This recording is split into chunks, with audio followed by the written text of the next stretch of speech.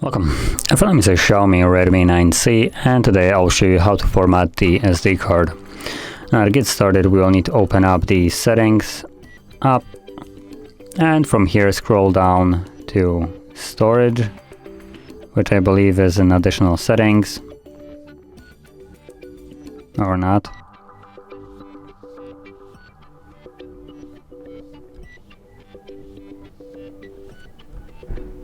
Okay, it's in about phone, and there's storage.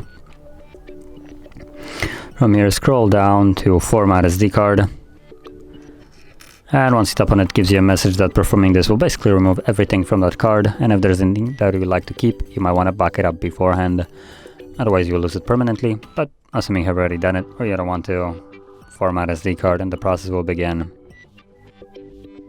Now this takes only a couple of seconds, and once it's finished, the card is immediately ready to be used once more, as it should be right about now. So there we go, click on done, and you're finished. So if you found this very helpful, don't forget to hit like, subscribe, and thanks for watching.